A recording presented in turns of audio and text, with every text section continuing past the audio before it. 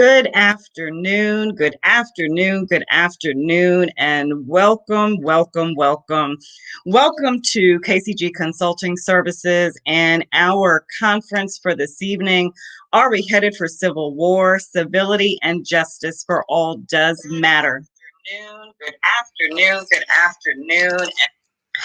It's a town hall to address the fight for civil actions in America and worldwide. And I'm so excited to be here with you today. In light of America's ongoing political, economic, and social turmoil, as many people seek for peace and healing, I was encouraged by God to conduct this town hall and also to write a book entitled Emotional Civility, the New Standard for Global Success. My concern is whether or not we are headed for civil war. And when I talk about civility, I'm not just talking about civil discourse. I am really talking about whether or not, because of our failure to engage civilly with one another, whether or not we're actually headed towards war.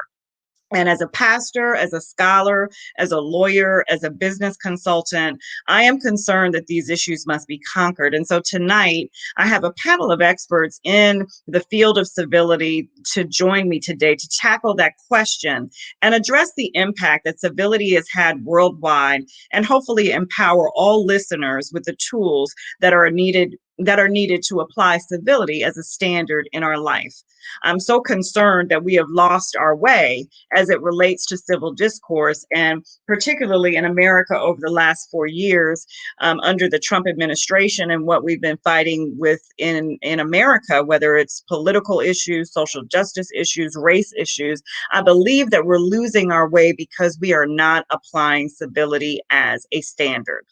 And without going into a really deep historical dive, the Civil War, if we think about it, was caused by three main reasons in America, the Civil War in America: economic differences, interpretation of the Constitution, and moral beliefs. And because the North and the South in America were very different economically, the Civil War began primarily as a result of longstanding controversies over economics, and as we know, over the enslavement of Black people and what that meant to the economy. And so I believe this conference tonight and this discussion tonight is incredibly important, because we are living in a time where civility has vanished, and we are clashing in terms of the economy. We're clashing in terms of the Constitution, and we are clashing in terms of moral beliefs. So I believe that we must return to place at the forefront of our daily conduct the value of civil interaction that will ultimately bring success and peace and safety to our homes, our communities, and our nations. And so tonight, again, with my colleagues, we're going to provide pertinent information that will help all of us put faith into action and to remind us to honor each other and human dignity through civil conversation. So as we do that, let's bring in our guest and let's talk civility, civil speech, civil action, civil discourse. And so I have with me tonight Dr. Clyde Rivers, Dr. Sonia Robinson, Dr. Rebecca Harper, and Dr. Patrick Busingay. Good evening, team. How are you? Good evening. Great. Great. So I'm so excited that you all are here with me. If I had to think of a better team to bring on to talk about these issues, I couldn't have thought about a better team to bring on, because all of you lead in your areas of civility, and it's really just exciting to have you with me tonight. So I want to start with Dr. Clyde Rivers. Sir, Dr. Clyde Rivers, Ambassador Clyde Rivers. Yes. The father of civility. That's what we call him, right? The father of civility. Yeah. And I always have to give this testimony, Dr. Rivers. I would not be having this conversation. I would not have written this book without your encouragement and empowerment and prophetic voice over my life. And I am so thankful for you. And I'm thankful for you. I know everybody on this line and part of this discussion is thankful for you. And I really just don't have the words to express how grateful I am personally for God using you to speak in my life, because it has totally changed the trajectory of my life. What has occurred for me in 2020 would not have occurred but for you speaking what God spoke to you in 2019 about what I would be doing today. So welcome. Wow, welcome. Thank you so much. Welcome. Thank you. I'm honored to be here. Yes. Man, with this, the panel you have here, Dr. Sonia, Dr. Harper, Dream Dr. team. Basinge, come on, it gets no better. Dream team. So let's talk civility. You have started this movement, as I would call it, civility for all, and you have touched so many people's lives and have really put the conversation about civility at a different level, not just in America, not just locally, but worldwide. So tell us why you did that, why God told you to do that, why it's so important, and how would you answer that question? Are we heading for civil war? Does this matter at all? Yeah, first of all, that's a great question. I think the one thing that God showed me was that everyone he created has value.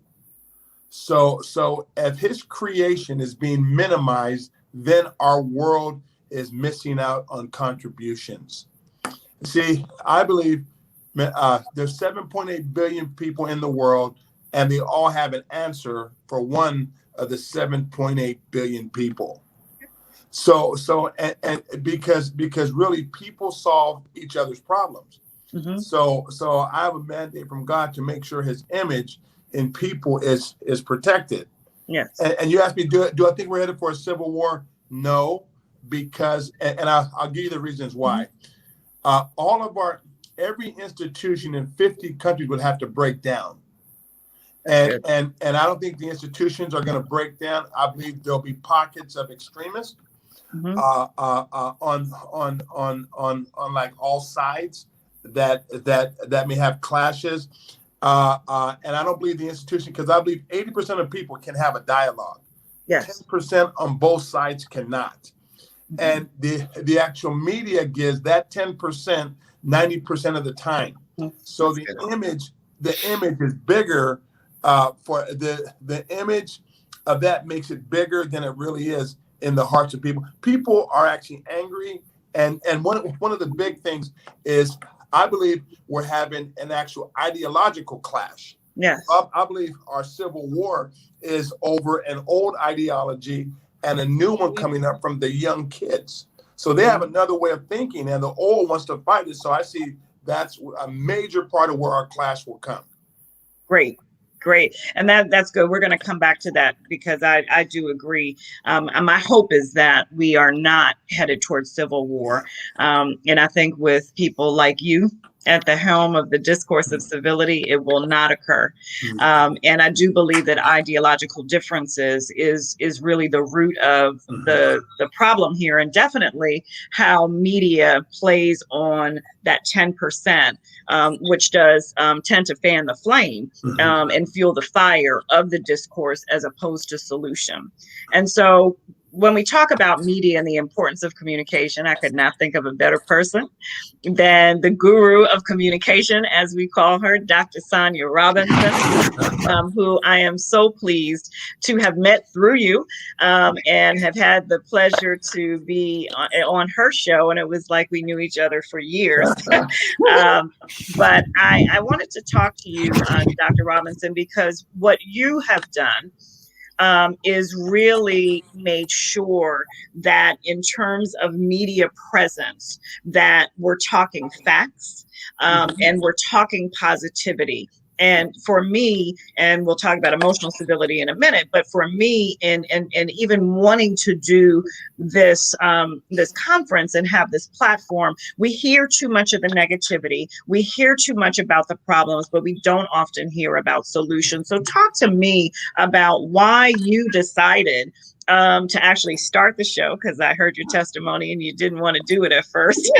And then why do you select the positive topics that you've selected, and how do you believe that has impacted and will impact our society in the space of civility? Thank you, Dr. Anderson, for having me on your show today. I am grateful, because I see this as a building block to get us to the next level of where we need to get to. I see this as repairing communication for positive change around the world. So I want to say thank you for that. And as you said, I use my gift outpouring to the people of the world to say, the world is not the way you see. Whatever picture they want to paint the picture like this is what it is. But this isn't the real world. The real world is what the people of God makes it. God has given us all gifts to share with the people. So no matter what we see on TV and what we hear on the news and what we see on Facebook, they want to make that seem like, well, this is what it is. But it's not, because that's someone's opinion. We all have opinions, but we need to be knowledge seekers and citizens and getting into what is actually reality. Yes. So we have the Bible as a starting point.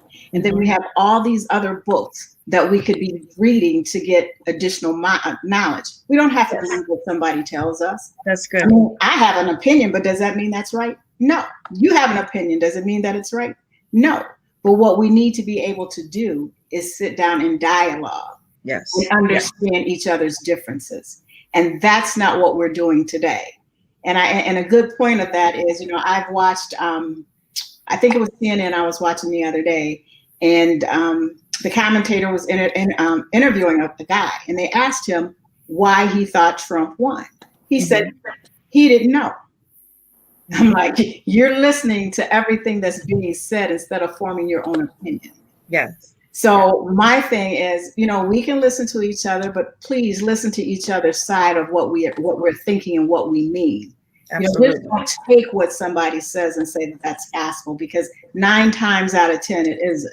And the other thing that I'll say is, before you formulate an opinion based on what somebody said, like a CNN, you need to listen to all the other channels so you could get a broader perspective of what's going on. That's a good point.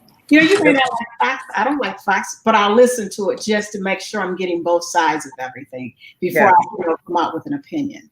So that is why I'm, having the conversations that I'm having with my audiences. I'm picking the topics that I pick with my topics, because sometimes people don't know how to ask those questions to get to the right answers. So I'm trying to bring people to the platform that has the experience and the knowledge to answer those questions.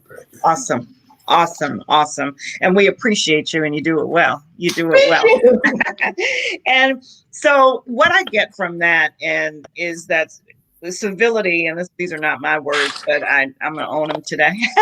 Civility is not a tactic or a sentiment, right? It is determined. It is a determined choice of trust over cynicism, of community over chaos. Correct. And so the more informed that you are, the more information that you have so that you can make an informed decision, the less you will have chaos, and the more you will have a free discourse or a free platform of discussion and civil discourse, because we don't have to agree.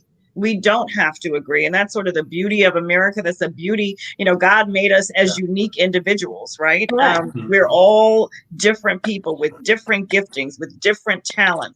And we bring our experiences to bear. And so we have to be able to have a conversation and agree to disagree without being violent, without being coarse, without being, just uncivil, right? And that's why we promote civility, because it's the lack of civility that does lead to war. It's the lack of the ability to have a conversation where you don't agree that leads to the violence interruption. I mean, there's obviously more pieces to that, but lack of civil discourse is really the root of what leads us down that slippery slope.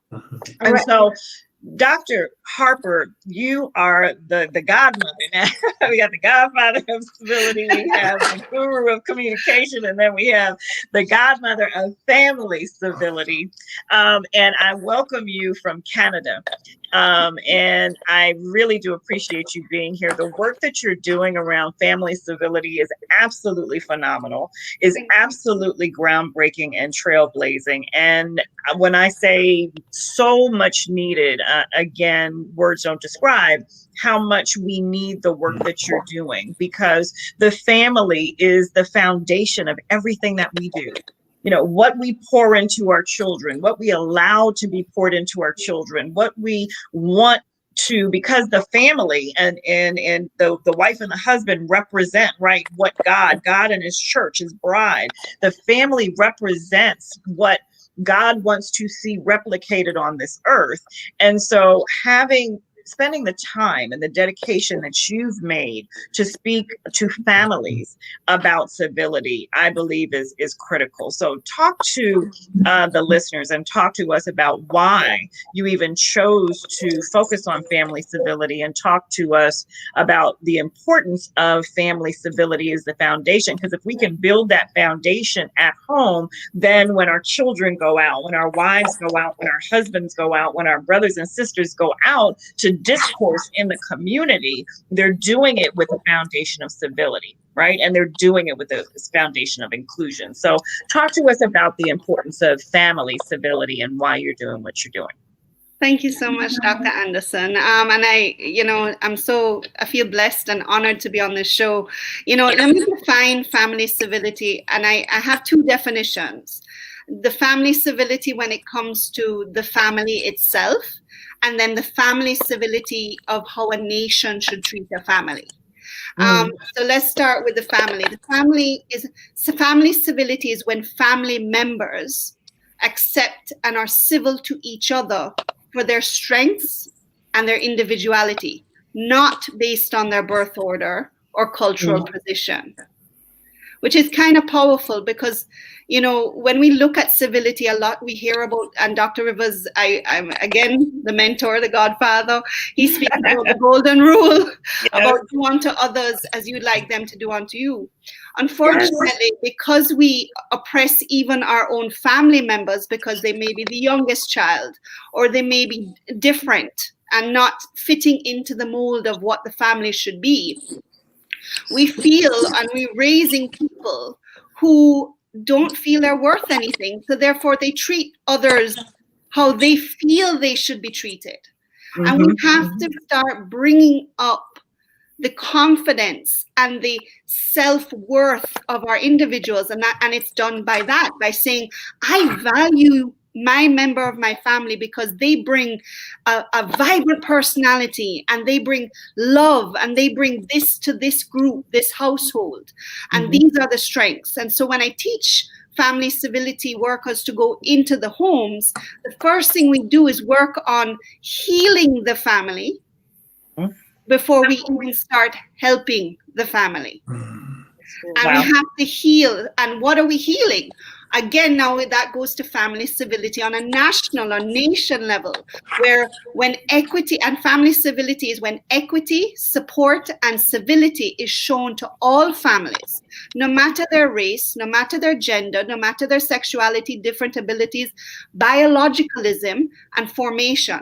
All families are accepted and given the equity they need to be empowered to do what they need to do to build a community. And why I say that is a lot of our families are from single parent homes. In fact, 65% of our families have changed. And we still do not show them the equity. We have children who are being raised not feel worthy because they come from a single parent home, or they've been adopted, or they're a foster child. Oh, we feel sorry for you. Let's show sympathy, not empathy. This is where we have to change that. And you spoke about competition and the old and the new. When I was discussing the whole institute and who my competitors are the old system of charity, the old system of nonprofits saying, I'm here to save you, instead of saying, how can I help you to save yourself? Really good. Yes. And that is where we need to move. And that's what I train. The first class in family civility I teach is anti-oppressive and family civility approach. Right. And that is where we need to go. And we oppress each other, as I said, if we don't even value the youngest child in the family. Absolutely. And you were alienated. I'm a youngest child by 7 and 8 years. So what I'm saying, I lived it. But Yes. I have certain advantages because I was able to observe the family. And then I ended up translating for everybody because I'm like, oh, that's not what my brother means. This is what he means. But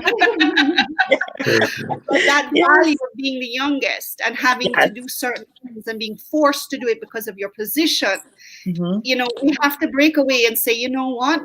Rebecca has this talent. How can we utilize that strength so that we can all succeed in this household? Absolutely. Absolutely. And that is one of the foundations, I believe, of even understanding what civility means, right? It is appreciating individuals for the gifts and talents and the knowledge and the perspectives that they bring. Yes. I do a lot of training and in a lot of different areas, and I just finished a training with the Department of Youth Rehabilitation Services for their Credible Messenger program. And so these are individuals that have been previously incarcerated, and they come back and now they help the youth that are now incarcerated. And so I do emotional civility training, emotional intelligence training. See, Dr. Ver? And I do perspective taking because, again, oftentimes we come with one perspective, and if we try to force others to embrace our perspectives and we're not able or even willing to look at other people's perspectives, then the clash comes. Yeah. Then I don't understand, I won't understand, I can't understand, I refuse to understand. And there is that balance between empathy and sympathy that needs to be decided and determined and evaluated, because if you're overly empathetic, then your perspective is clouded. If you're overly sympathetic, then your perspective is clouded. And so there has to be a balance in that perspective taking process in order for, I believe, civil discourse to occur. Lack of perspective prevents civil discourse, right? And as you say, with a family, we can experience the same exact day and have completely different memories. And it wasn't until I realized that in my social service work and all my training, I went, hold on, I have to accept my sister's truth of that day. I have to accept my brother's truth of that day because it's their truth. And you have that fight. You're wrong. That's not what happened that day. That's not what happened. No, it is exactly what happened in their memory, because they are older. They have a different vision of it, where I was maybe younger and didn't have that knowledge, and that, there's so many things going on that we have to be accepting of people's truths, as Dr. was saying. That's it. Thank you for that comment. So Dr. Busingye, tremendous world thought leader, the University of Greatness, celebrating other people's greatness, recognizing other people's gifts, and making that light shine throughout the world is just one of the things that you do so phenomenally, but is critical, in my view, in this conversation about civility. Because, and in addition, I would like you to give some of your testimony, because just in reading about how you chose in coming from Uganda to really, I don't want to say disregard, but you took a problem and turned it into a promise. Amen. You took a problem and turned it into a promise, and now you are promoting greatness in other people. And you could have been bitter, you could have been angry, you could have lived in anger and bitterness and violence, but you made a choice, and now you are impacting people's lives all over the world. So talk to us about not only what you believe about the state of civility in the world, not just America, but in the world, and why you made that personal choice. Because I'm sure it wasn't easy. Yeah, thank you so much, Dr. Anderson, and all the great leaders with us and your great team at KCG Consulting. It's a great pleasure for me to be listening to the great minds, but at the same time thinking about what Sariva said.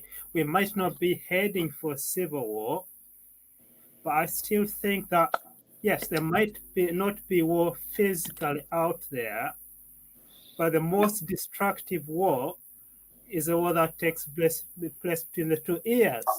So it's a war in the mind. It's a war in the heart.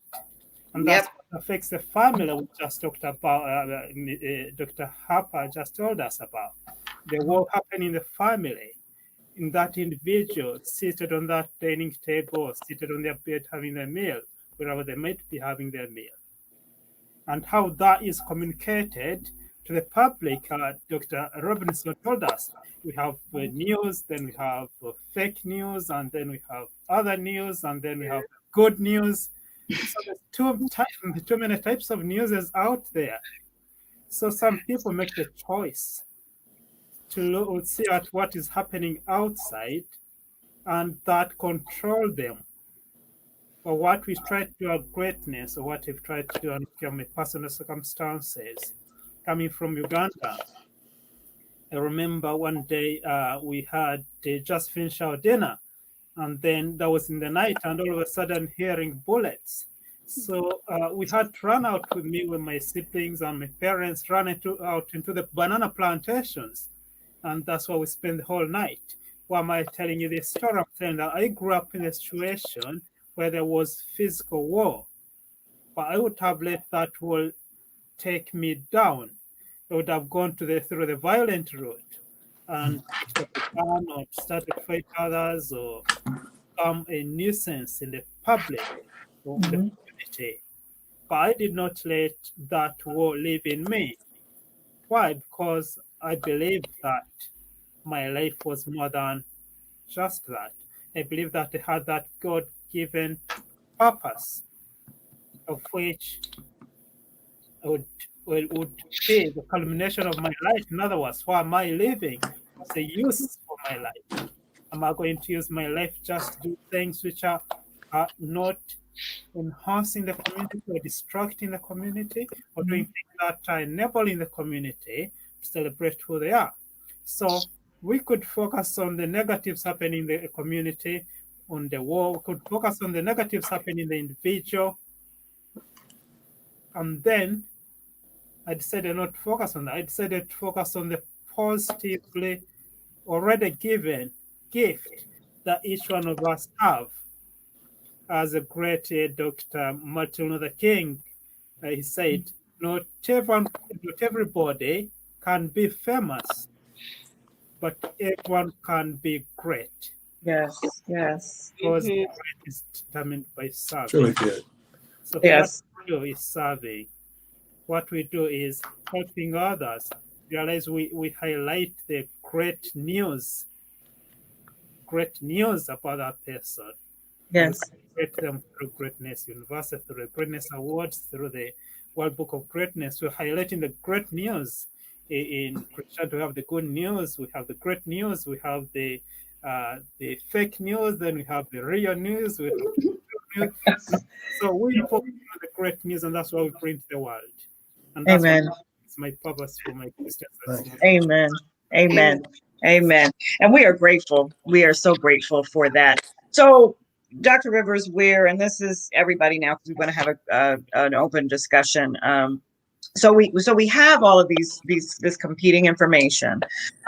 We all are, as we've mentioned, experiencing personal, things, whether it's negative or positive. We have our own economic concerns that are tied to what we see as the political decision making. And now we're called to interact with one another in a way that either promotes civility or discourages civility. And I heard you say, Dr. Rivers, in a conversation that there is wisdom in connection. And that we have been so long in certainly America talking about diversity and inclusion, and I train on diversity and inclusion. But what we found now in this new era, that oftentimes when we start speaking about diversity, it now is almost promoting division as opposed to helping to assist in inclusion. And I'll just give an example, and then I'd love everybody to jump in and give their thought on this. I was doing a diversity and inclusion training for a Fortune 500 company. And what I found out was they didn't have a diversity issue. They didn't have an issue regarding gender. They didn't have an issue regarding race. What they had was an issue regarding tolerance of perspectives. And so when different staff members were expressing how they felt about different things. Some of them didn't want to share, not because of a race issue, but because they were afraid of being condemned for their thought and their belief and what they felt about a situation, as opposed to them thinking that that was something that was rooted and grounded in racism. So I do believe in America we have a race issue, and this is not the discussion for today. But I think that as we're looking at how to tackle civility, that we're missing the mark in a sense is we're not focusing on that tolerance of thought, and teaching people how to communicate in a way that allows people to have freedom of thought. So if I don't believe like you do, if I don't communicate like you do, if I don't express myself like you do, then we end up with a fight that then might have racial undertones, but we're not promoting the ability to have free discourse and free thought. So talk to us about inclusion versus diversity and how we begin to let everybody that's listening know that we really do need to work on tolerance of thought, because that's why we're seeing the fight in America right now, right? I believe one way, you believe another way, you believe he should be president, you believe he should be president, and the lack of tolerance for a different thought process is what is dividing us. And I want to hit that before we even get to race. We might not talk about race today because that's not our conversation. We're talking civility, y'all. Yeah, let me give you what see the one thing that I believe has happened is the education institutions have educated people at times out of their mind into another mind. So if you think about it, how much of education really teaches you about you, right? You're always learning something else, and that tells you that it really, what it tells you is you aren't valid. You have to learn this and learn this, but if you never learn you, and one of the big things that I see is that kind of education, it actually retards your emotional development. Wow. And so what happens when you get smart? Okay, I'm smart. I got an A in the class. So now if you get an A in the class and you're talking to a person under you that may have an answer, you go to I'm smarter than you. So now all your emotion is invested in being right and not necessarily hearing truth. Wow. So I think one of the most things that the important things that we have to teach, and this is why when you talk about inclusion gives people the right to be different. Diversity says this group thinks like this, they walk like this. Well, that's untrue. There are people that may have had that experience, but not everyone. So diversity training at times it puts everybody in a category. But what if you're not in the category? So now you walk in and everyone's trained that you're in this category. But wait, I'm not. I'm different. So I think what we need to do now with inclusion is I want to establish the concept that everyone's different. So let's base our finding on their uniqueness, not their conformity. That's great. And the reason why that's just so wise and just so awesome, and I'm a lawyer, right? In law school, when you take the bar, you have to learn how to think like the people who wrote the questions on the bar exam. Yeah. If you try to come up with an argument that is inspired by your creativity, your evaluation of the facts. Now, ultimately, you get to do that once you pass the bar. But in order to pass the bar, now I have to think like an old white man, right? That wrote that bar exam. And it took me a minute, even in law school, to struggle I struggled because my creativity about how to approach an argument, which of course, once I graduated and took the bar, has landed me as a professor at Harvard. But as I was studying, I was pigeonholed into that thought process. And so when we're talking about, someone speaking over your life and prophecy, you spoke over my life to get me here and have this dialogue. But my spiritual mother has said for years that I was going to start my own law school. I'm about to cry because this brings us back to this thought, which is, and I would always say, well, why? How could I do that? What value would it have? But you just answered that question. The value of having a law school that focuses on inclusion, right, would allow students to really be able to express their individual beliefs and come up with arguments that are based on their gifting. Wow. So once they graduate, they're not now having to relearn how to do that, because that's what you have to do in law school. When you're taking the bar, it's standardized tests. So you have to learn how to think like the person that wrote the test to answer the questions the way that they want you to write it. They're not looking for free thought. They're not looking for creativity. They're not looking for ingenuity. They're looking for a standard answer based upon someone else's experience. So what you've just said is phenomenal in terms of how we need to even begin to train students educationally, because you're right, we don't give people that space. And if you talk to any African American attorney, or any attorney, really, the headache of the bar exam is you're being forced to think like someone else. And therefore you're not being applauded for that free discourse. So thank you for that, because that is phenomenal. Dr. Robinson, what do you say about? Well, I'm going to take it from a different perspective, because when I look at that, I tend to look at the leaders. Okay, because the leaders set a certain standard, and it may be, this way at church, it could be this way at the job, it could be any way. But people are looking at leaders, and they're going to take the direction from leaders.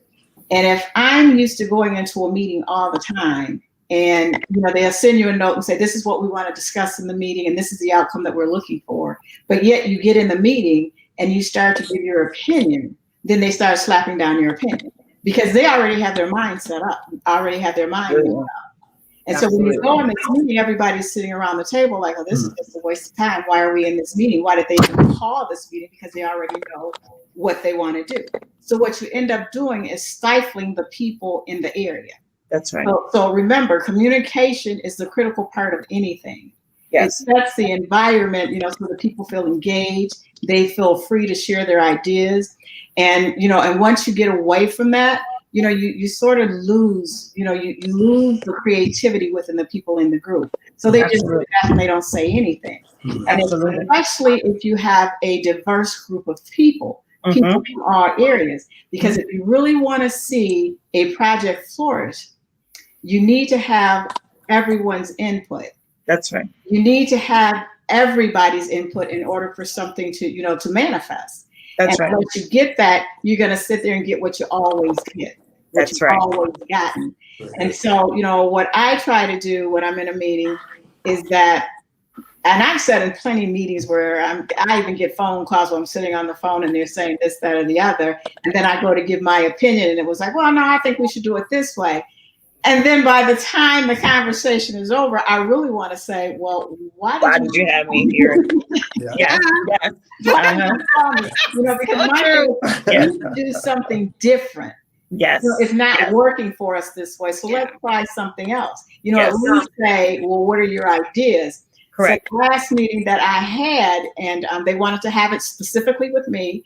And I said, well, no, I think we need to get it was a Zoom call. I said, I think we need to get the whole group on the call. We need to get everybody's input and everybody's ideas.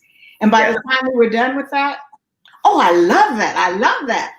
But it was like, you have to position it so, you open up their minds. You have to open up their minds, and you got to shift their minds the way they think. Because what people fail to realize is your beliefs drives your behaviors that's going to create what we're in today. And that's what we have going on today in the country. It's like everybody has a belief, and this is what they think, and this is the way it's supposed to be, and this is the way it's supposed to go. But what you need to realize is what's going on out there is what's going to end up in here. That's why you're going to get the responses that you get. Really good. That's good. That's good. So, Dr. Harper, what are your thoughts in terms of inclusion? Mhm. I think it's actually a vicious circle. And we all suffer from know your place syndrome. And why? I'm just saying it. Great. Because That's good. again, the family Great. teaches you to know your place. Then as Dr. Rivers spoke, you go into school and then you are reinforced of your place. And then you go to the corporate world and you're then really reinforced in your place. And so this is what happens. And then, you know, when you look at who we are today, we're civility ambassadors because we think differently. So if you notice what Dr. Robinson said, why did you even ask me to the table? All of us nodded. We're like, oh, how many times have I been in this situation? And you know, it's like, and I have been reprimanded, like, know your place. Like, where you come different. And this is where we are breaking that place. We're like, we know our place. We're world leaders in civility. So don't knock us. Yes. Right. And I'm going to be vulnerable now and speak that it took a year for Dr. Rivers to work on my confidence. It took 1 year. No one would know. It took, No one would know. no, I'm serious. Remember, doctor, it took me 6 months to even call myself Dr. Harper because I knew my place. I have family members who went to McGill University who are, you know, that the PhDs, and they're like, when I got my doctorate, they're like, know your place. And I had to fight that know your place. Right. You know, I earned my doctorate. I earned it of 25 years of fighting knowing my place. Wow.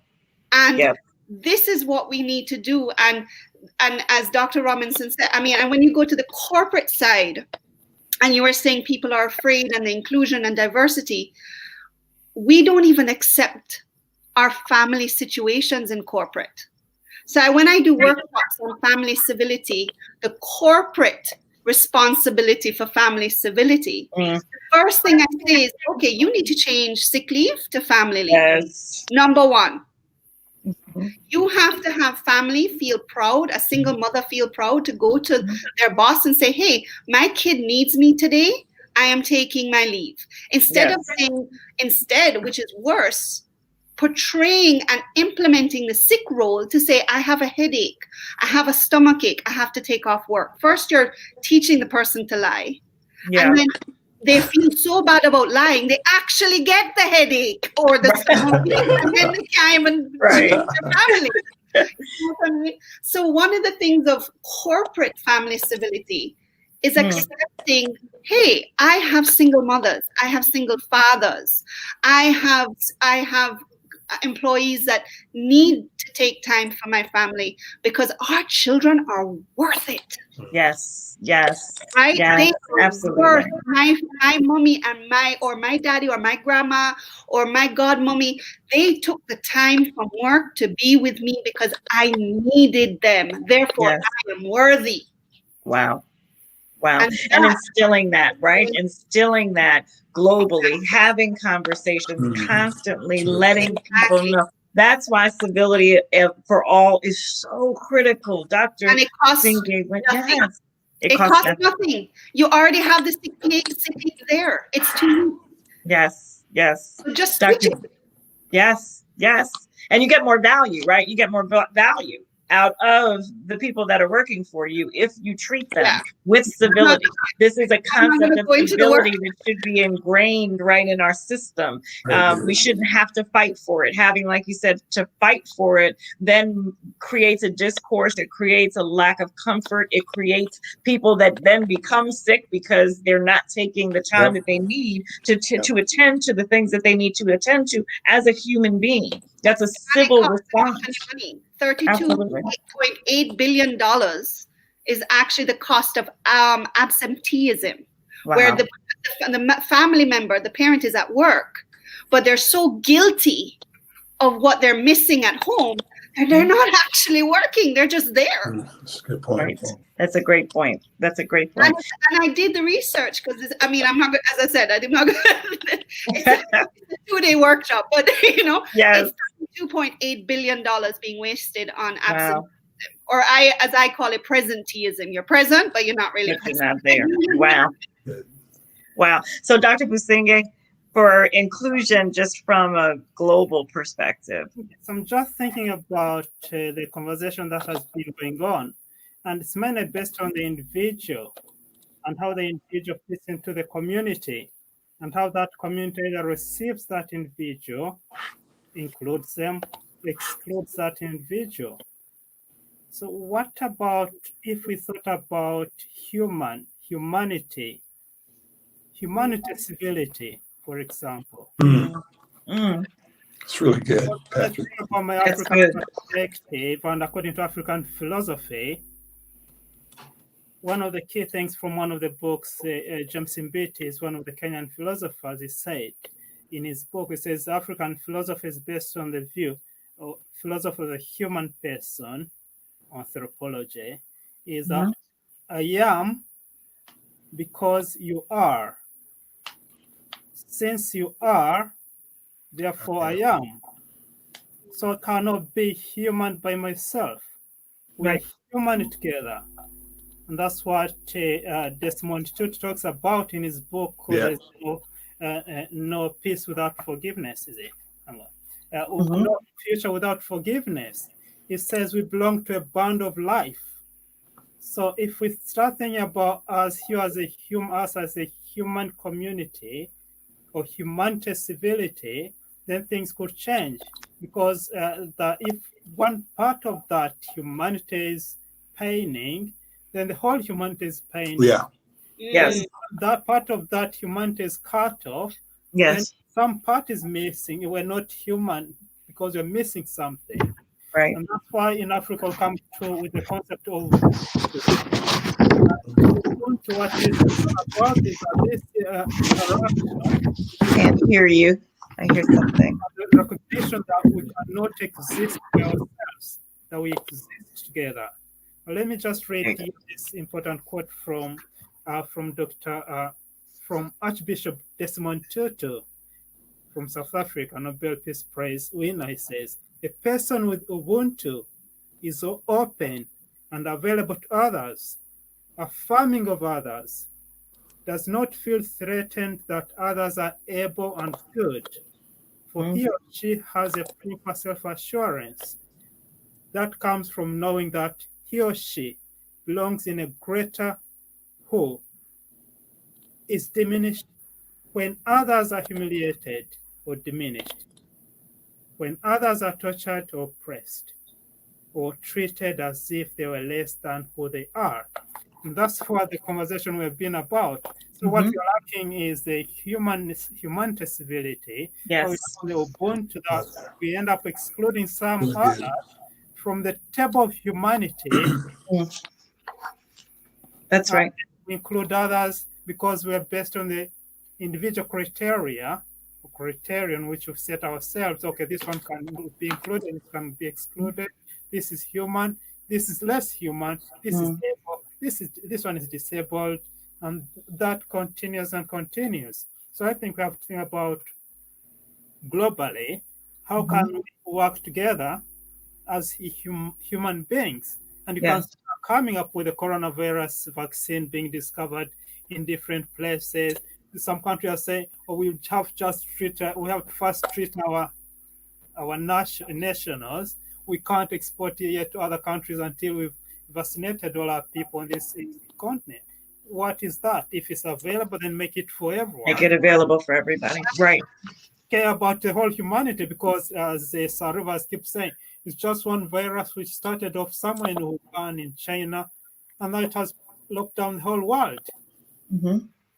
So that means the whole world is ailing, the whole humanity is ailing, the whole humanity is healing, not just some nations who can afford, and those who can't, then they can perish. That's right. So we need to learn, as Martin Luther King said, we have to learn to live together as brothers. Yes. Or perish together as foes. So good. That's right. We're back to where you think you've vaccinated everyone and someone be affected in one way or another. That's right. That's right.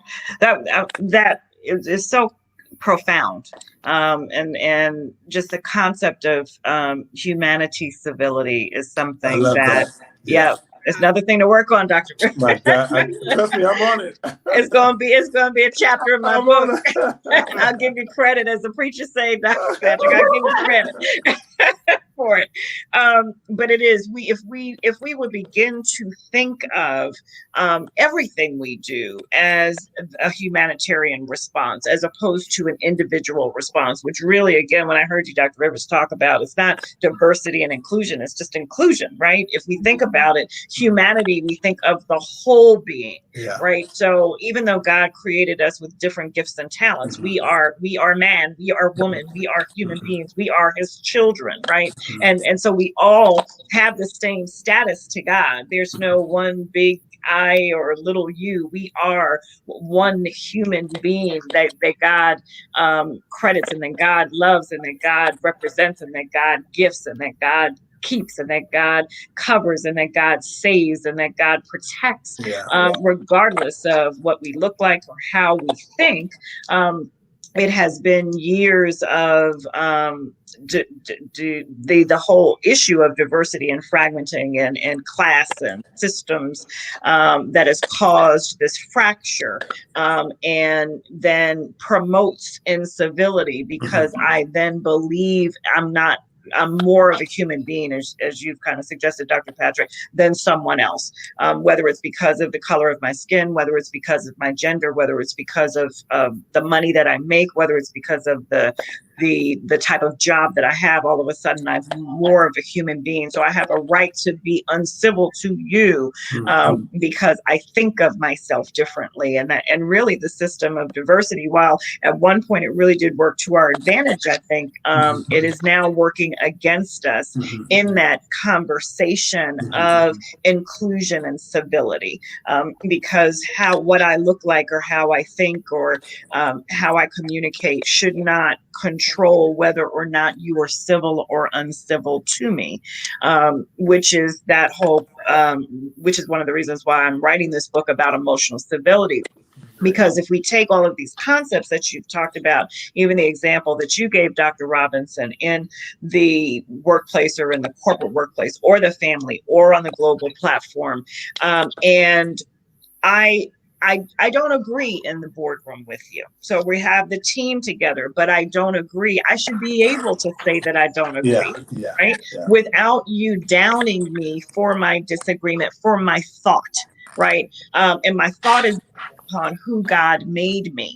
So when Dr. Rivers and I were talking about the whole concept of emotional civility, the reason why people are in jail, the reason why people are divorced, the reason why people are abused is because they get that feeling, and then based upon that feeling that hits them, before they act on it, they don't make that choice of civility, right? They don't make that choice to go off the lane of aggression and fear and abuse and anything else that's negative and uncivil. They make a choice based on a feeling to do something that is against what civil discourse means and what certainly God intended us to do.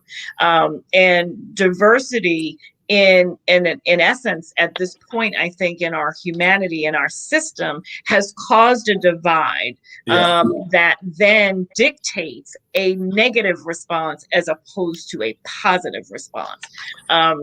And so these concepts of humanity that we're talking about and looking at us as one body, right, under God, right? The Bible says that we're one body with, with many giftings, right? So, but you can't, the body doesn't work without the eye, the body doesn't work without the hand. We are more functional when we all contribute all of our gifts and talents. But we don't hear the eye, even though the eye can't talk, right? The eye's not cursing out the mouth because the mouth is doing what the mouth is doing, right? It depends upon the mouth to articulate what it sees.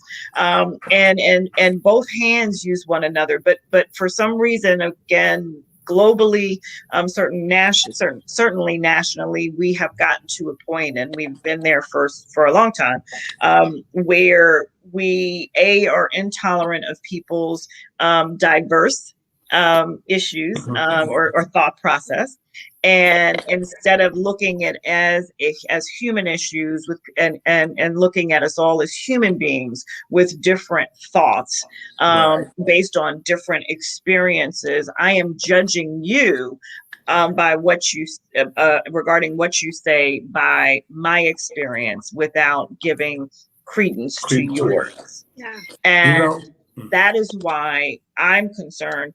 And I wanted to do this conference because are we facing civil war? How do we get America, the world, back on track to civility, to a civil discourse? It's okay that we don't agree. It's okay that we have a Republican Party and a Democratic Party and a Tea Party and an independent party. Yeah. It's okay. It's okay that we have different religions. It's okay that we have different denominations, but we should not be disrespectful. We should not be fighting because I don't agree like you. And if we are operating in democracy, which then means the majority rules, then if we have an election and the majority speaks, then we should not try to divide the country based upon the fact that the majority felt that for whatever reason, this president at this point is the best for our nation. And my concern right now with America is we are trying to, even though we are operating in a democracy, we have people saying that the popular vote didn't matter. We have the fake news, as we talked about, indicating that that the election was fraudulent when there's no evidence of it. And then we have what is really concerning to me, Republicans, senators, politicians threatening, actually threatening physical violence because someone voted for a mask mandate or has a thought, right, that's different from what they believe. And so now it's not just I disagree with you. Now it's I disagree with you and I'm going to threaten your life. So why are we here? And then we'll end on how we can make a difference. But why do you think we're here now? So we've had some great conversations about family civility, corporate civility, global civility, and what it means, why civility matters. But how did we get here? And then we'll talk about some solutions that we can give our listeners. But how do you think we got here? I just want to read a couple of instances that I don't know, I'm sure most listeners have heard it, but there was a Kansas City GOP mayor that resigned because he was threatened over backing mask mandates. And so we're talking about politicians being threatened. We have House Democrats now invoking or wanting to evoke the Civil War Amendment that would prevent the 126 Republicans from being seated in Congress because they signed on to the litigation that went up to the Supreme Court indicating that there was an error or fraud in the presidential elections. And that amendment says that no person shall be a senator or representative in Congress or elector of president and vice president or hold any office, civil or military, under the United States or any other state, having previously taken oath as a member of Congress, if they engage in insurrection, of rebellion against the same. And so there has been some very, very, very dramatic instances most recently. So how did we get here all of a sudden? Now we've talked about that foundation of civility. How do you think we got here in the United States? And then what can we do on our platforms of civility to make some change? You know, what I think happened, I think it's actually never really changed. It's just been masked. I think many times people think change, but the actual mind of the people haven't changed. That's a good point. I can let you in, but I still think you're not good. And I think what happens is many times the institutions, that's why if you work with me, what do I tell you? We have to create the knowledge and own it. Because what happens when the institution that creates the actual bar, they can change it. They can change the bar. So what they do, the one that creates it, keep changing it. So so they went from slavery to Jim Crow to the new Jim Crow. To this, so the institution can keep changing the actual marker. So what I think happened is this: 2020 gave us clear vision. 2020 was perfect vision. We saw everything clearly for what it is, and the people said, no, we're done. So now you have to deal with an actual generation that thinks different than what the older generation thinks. And you know what? And they're not going to have it any other way. Then, That's right. So what I think our solution is this: is everything in life is process. We see people have been taught perfection, but everything is really process. So if we can educate the world that the way out of this is through process with everyone included, every voice heard in part of the process, because nothing is perfect that will stay that way. It'll change as the processes change. We need to engage in a new dialogue that includes everyone and says, okay, so in my book, When Histories Collides, I wrote a concept. I don't look for the end in mind. I look for the next step we can take together. That's good. See, the end in mind is too far sometimes. I can't see the end, but I can see the next step when I talk to Dr. Harper. I can see the next step when I talk to Dr. Basinge. I can see the next step. So I think we have to come down to what's the next step we can agree on to make together. And then if we can do that every day, man, we'll go far. Wow. And that's why what you're doing is so important. And I'm sorry, I was looking down. I'm trying to get Dr. Sonia back in because she's in the broadcast, waiting to get back in her. I was going to say her internet, she dropped out. So she's in the broadcast. If Gerard or Kayla is listening, please let her back into the show.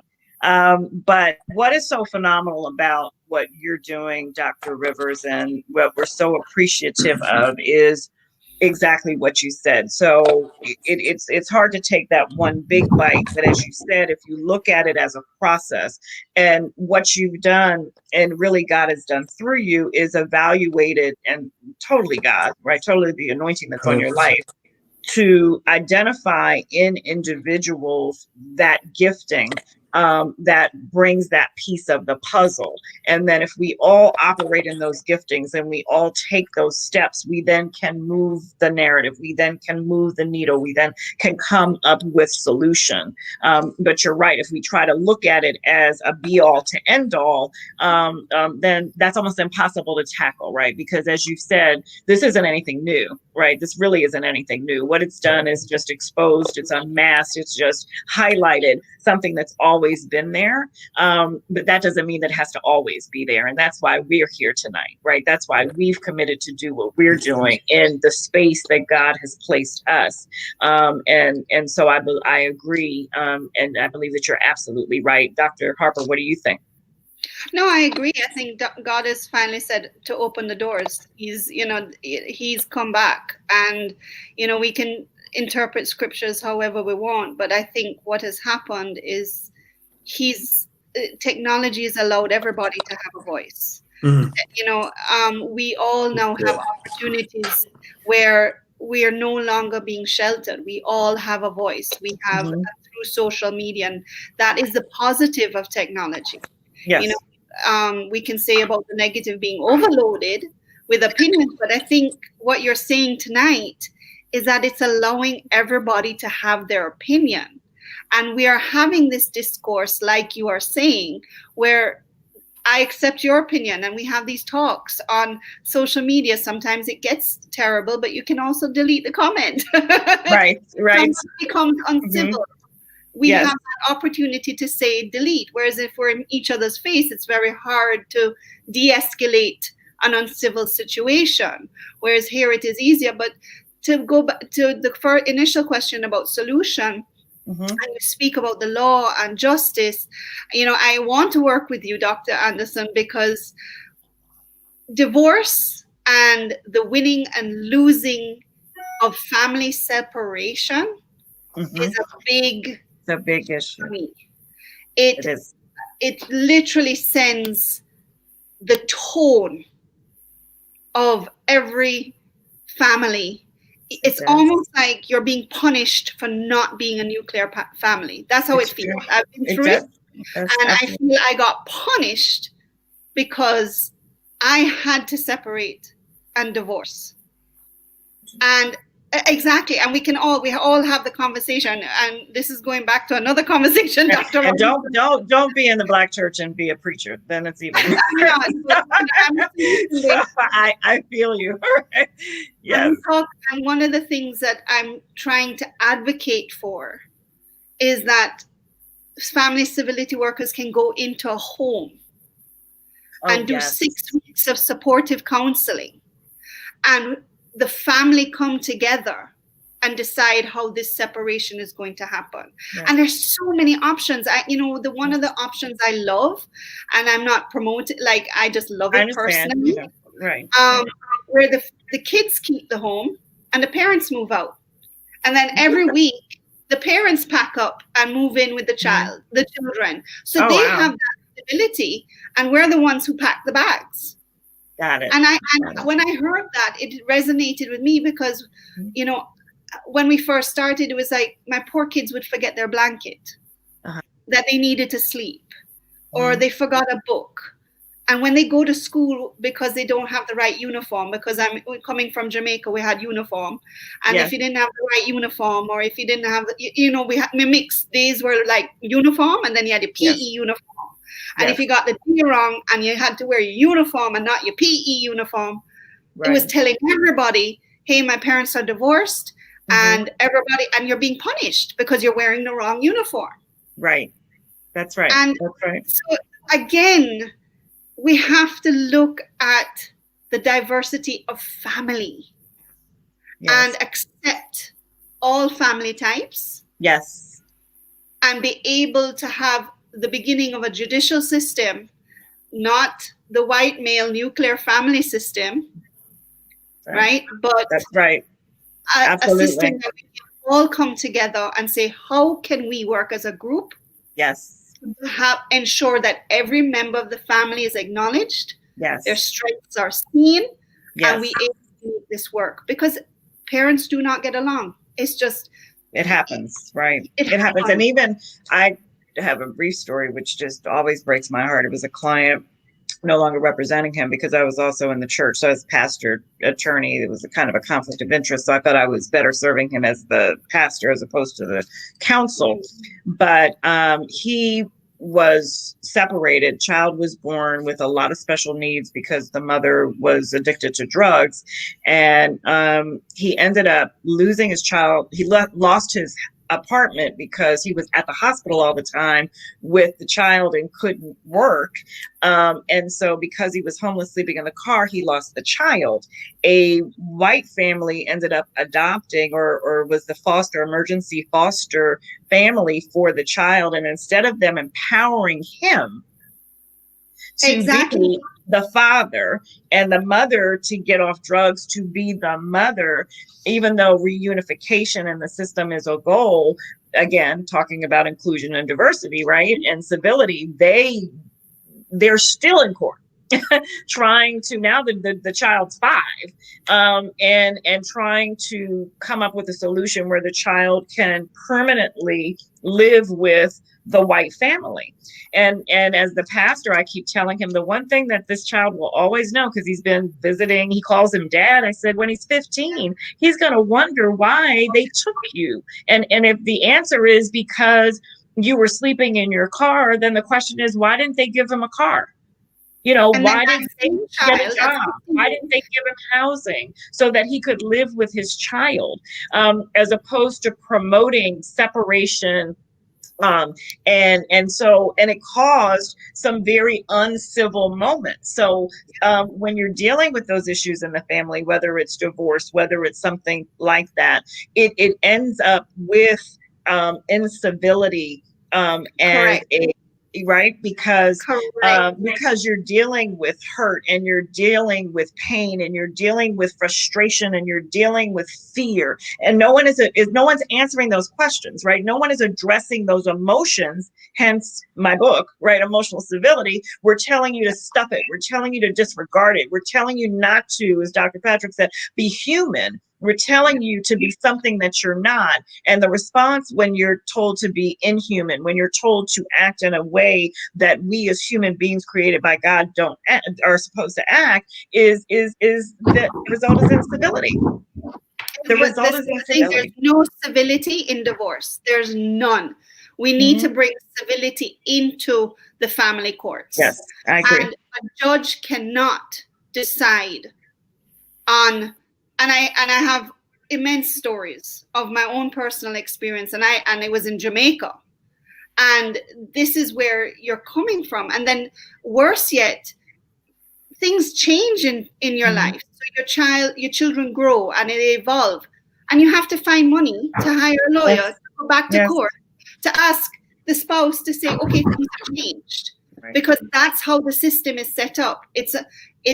I'm making money off of right. you.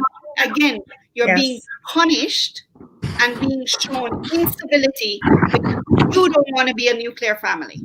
That's right. That's right. And it's true. And so as we're looking at civility in the corporate world, and then looking at civility as a global platform, and looking at community civility and even political civility, what you just said, we as a family make up that population, right? That community. Yeah.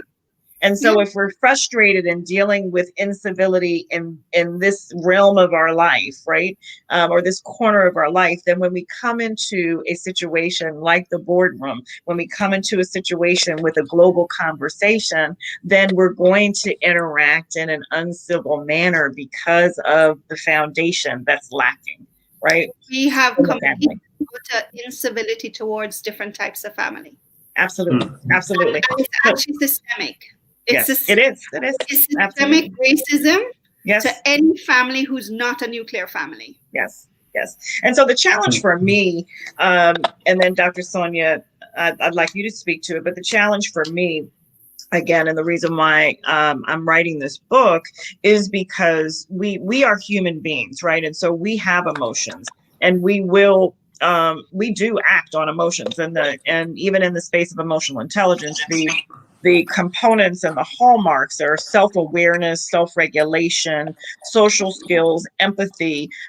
It's understanding that you have emotions, and when you come into a situation, you bring all of you with you. And then, so the goal is regulating it, right? The goal is making sure that your response is appropriate. And so what I've seen, and the reason why I fear, if we are going back to a civil war, is because our emotions are on, red alert, and we are acting out emotionally as opposed to as thoughtful human beings, making decisions that reflect the morals and the values that God has given us. And it happens in the corporate world, and our lack of communication and ability to handle these emotions, whether it's because of a family situation, or whether it's because of what's going on professionally, oftentimes that leads to this uncivil discourse. So, Dr. Robinson, what would you say? Are we facing civil war based on your expertise, and what would be some of the solutions that you see? I don't think we're heading towards civil war. I think we need to lean in and confront it now before it gets any worse than what it is. I mean, we have to keep that open and honest dialogue going. And sometimes we do have bad days where, what we're thinking is going to come out. But you have to control that. You need to learn how to control your thoughts. You need to learn how to control your mouth. That's right. The things that you say in a heat of passion can't be back. That's right. So that's one thing that we need to control. And sometimes if I find myself in a situation, I just don't say anything. Right. Give me a minute, or let me excuse myself and go take a deep breath, or whatever it is that I need to do at that point in time. Because what you don't want to happen is to go into a meeting and you just go off. That's right. At that point, you've lost all the respect and trust. That's right. You've lost, it's like you want to walk out of there on common ground, as Dr. Rivers said, common ground.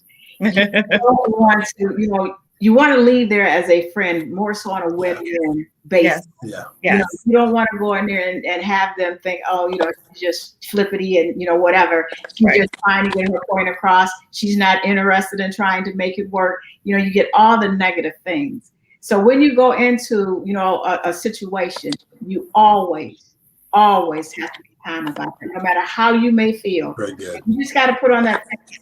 You got to put on that face. And things are going to get hard. They're not going to always be easy. It's just like if you look at what's going on in this world today, I get so frustrated when I sit here and I listen to this. And then when I go to places, and people are talking about, I went to the chiropractor, my friend and I, we fell out. And why did you fall out? Well, because I put this on Facebook and her position was this, my position was that. And I says, oh, okay. Well, did you, have a conversation with her to see why she feels the way she does? And how explain to her why you feel the way that you do. I mean, you need to talk through your issues. That may be the best friend in your life that you'll ever have. Right. Don't fall out over something that's here today and gone tomorrow. It's really good. That's right. That's what that's going to be. That's and right. I sit here and I just look at this. I just look at this every day, and I'm like, if we don't get this under control, we will head to a global war. But now is the time to lean in and confront the issue. We need to have dialogue that matters. We need to treat everybody with civility and respect. That's right. And in order to get to the next level, that's what we're going to have to do. And That's sometimes, right. if you look at the president, here's my position on that. Mm-hmm. Sometimes a leader needs to remove himself. He needs to remove himself and allow the problem solvers to come in and go through the conversations, the directions, Right. or whatever it may be, because they may not be the perfect person. They may not have all the knowledge and expertise as everyone else in the room. So you don't expect one person to know everything. My thing is, I don't need to know everything. I just need to know where to go to get the information. That's right. That means bringing in a different person. That's what I'm willing to do. Very good. We need to be able to understand. We need to be able to hear and listen. And hearing and listening is two different things. You may hear what I'm saying, Right. but you're not listening to what I'm saying. And I'm not asking you this question to repeat what I said. I just want you to listen to me and be engaged in the conversation. Yeah. Because that's the only way that you're going to work through your That's issue. That's Be right. engaged. Be engaged. Be Yeah. engaged. Listen. Value the person. Bite your tongue. That's Right. Yeah. And Absolutely. sometimes you're going to have to do that, but you need to learn how to do that. That's it. And those are the hallmarks of civility. And in Mhm. writing my book, Emotional Civility, those are the hallmarks. It's what I'm teaching people in all aspects of their profession. Oftentimes we fight to be right. Right. Yeah. We fight to have a voice. We fight to want to be in the room. Fight to be heard, and sometimes we don't listen. And we think we have all the answers, and we don't. And those again are the ground rules for the making of uncivil discourse, because we're not listening, we're not patient, we're not tolerant, we're not kind, we're not taking the time to understand someone else's perspective.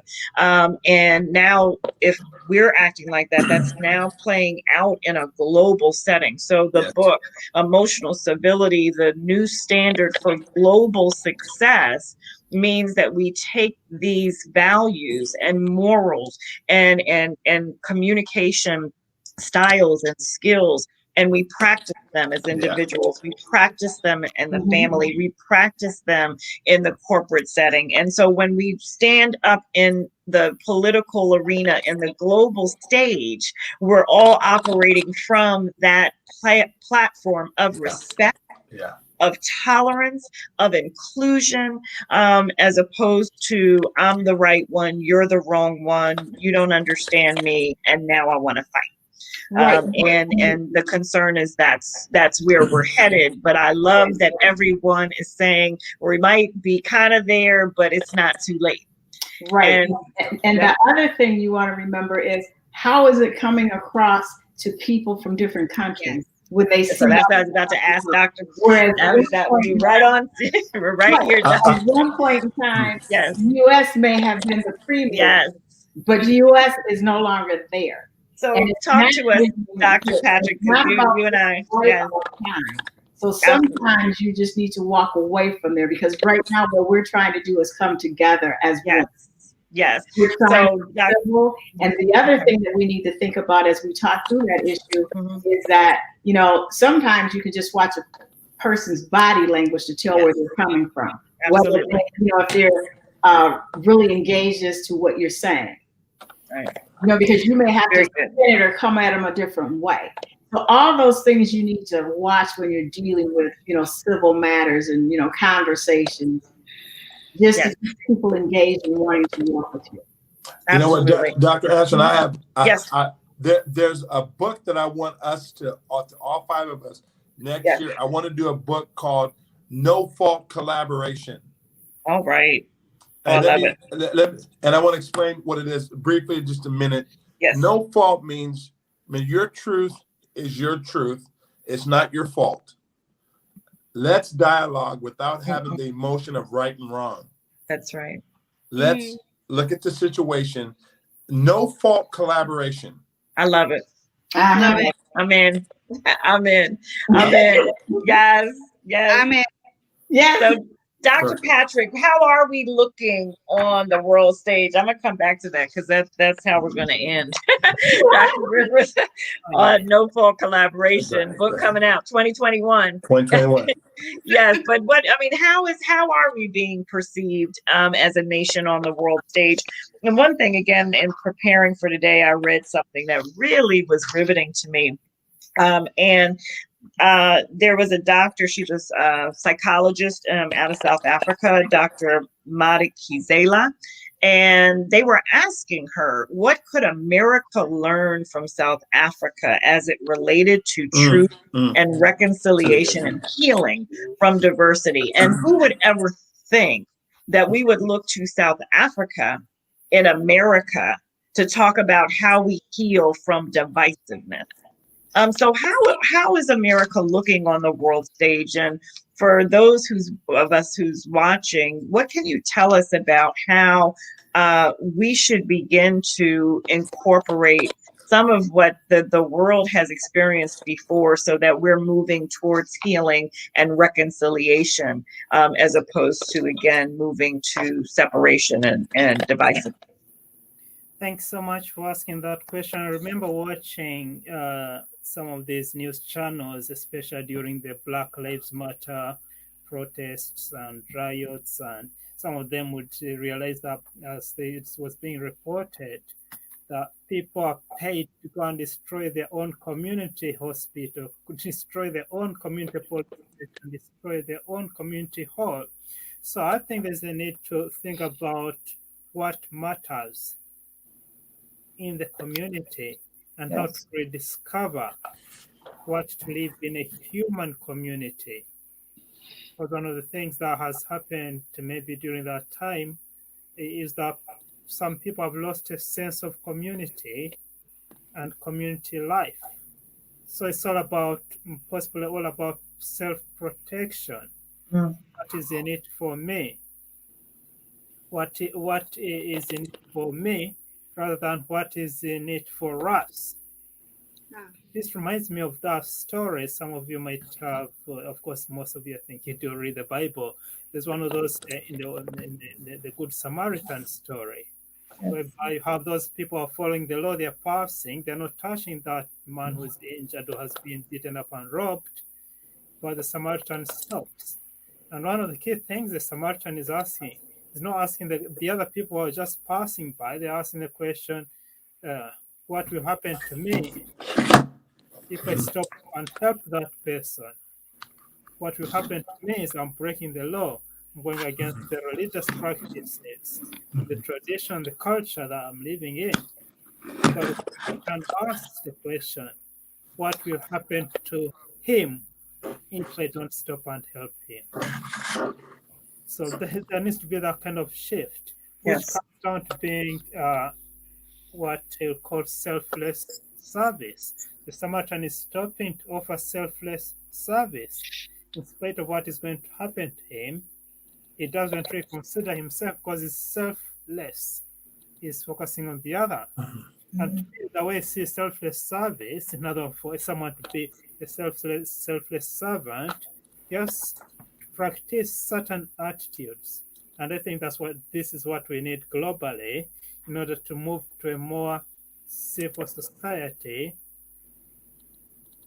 which is all focusing on serving each other within the community, the societies, which is being attentive to the needs in our communities, being attentive to the needs in our families, being attentive to the needs to the issues that the media is bringing about.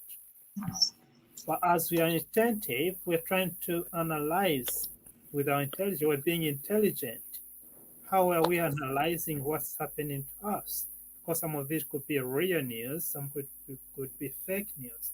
Some of the issues in the community could be real issues which are really affecting many in the community, but someone could be just individualized issues, and that person, because they have the power, they have the money, they blow just the individual issue, and then comes a community problem, and then it leads to civil war in a way, because it's just an individual issue, but someone can sponsor that individual issue to escalate into a big issue in the community. Then being reasonable as we find the answers to the issues we are faced with. And once we find the answers, then we have to be responsible and implement those answers in those communities. So on that note, those Beatitudes, I call them Beatitudes of greatness. Yes. Be attentive, be intelligent, Yes. be reasonable, be Yes. responsible. Yes. Using your mind. So in order to transform a community, we need to be able to listen with our minds as well with our hearts. And that's why we come to the level of being a person of virtue. Yes. Amen. That's Being a good. person who's loving. Absolutely. You love with your heart. Yes. And importantly, being hopeful. Because sometimes you can say you can use a bit of reason to hope, but you really need the heart to be hopeful. Where your mind stops, then your heart kicks in and gives you hope and the courage from the situation. So as I end this presentation, in a way, I'm just asking, maybe each one of us may be asking the same question, or the people who are going to change the world, they're looking at the models that we have there. So who is the Mandela in me? Who is the Martin Luther King in me? Who is the Mahatma Gandhi in me? Absolutely. Absolutely. Dr. Anderson, I can answer that. That's great, Patrick, man. Yes. Dr. Anderson, I've been talking to some international people about the effects of the American election. Yes. And what I think has happened is many of the leaders have followed America as a leader. So now many countries are dying because the actual leaders have taken the mask as a political thing, and in some countries they aren't wearing the mask and people are dying because of examples. So the actual imagery of it of America has impacted everything. It's impacted the entire world. So this leadership and what it does in this country, other countries watch and they do whatever our leaders do. So I was a gentleman last night, and he says it's caused a lot of division in their political race in their country because one guy's wearing a mask, one guy's not, and they've actually politicized the mask, and now people are dying in some countries. Right. So the politicalization of these issues is killing people, right? And it really does go back to what Dr. Busingye just said, and I'm so grateful for that.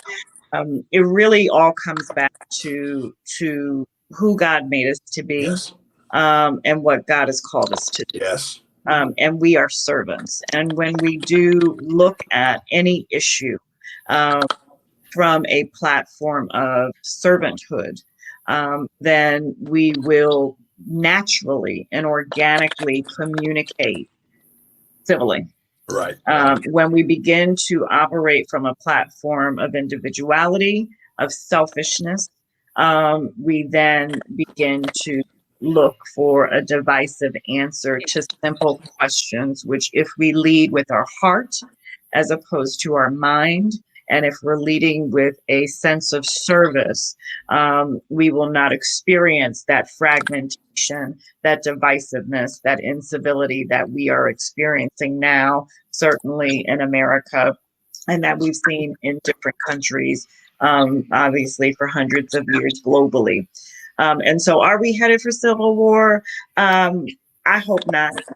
I hope not. I believe that with a Dr. Clyde Rivers, with a Dr. Rebecca Harper, with a Dr. Patrick Busingye, and with a Dr. Sonia Robinson, and with everybody that's part of the civility movement as just spearheaded by Dr. Rivers, we can change the world. And I'm so honored to be a part of this great community that you started, Dr. Rivers. And I do believe and I hope that this conversation has touched the listeners to really begin to think about civility as an issue individually, as an issue as a family member, as an issue in business world and corporate world, as an issue as a global leader, and certainly as a movement for us to ensure that we do not head to civil war. So if we're headed there, we as global leaders, we as individuals with the hearts of God can change it, because with God, all things are possible. So I thank you all. I think this was a great discussion. We know that we all could be here forever and ever and ever and just talk. There's never enough time. But I do thank you all for participating, and I hope that we answered the questions. We did give everyone some things to think about, and that's what global thought leaders do. We make you think, and I think that everyone that listened really should go back and think about, how are you communicating in your family? How are you communicating? Are you using some of those pearls of wisdoms that Dr. Robinson dropped in how we discourse among one another?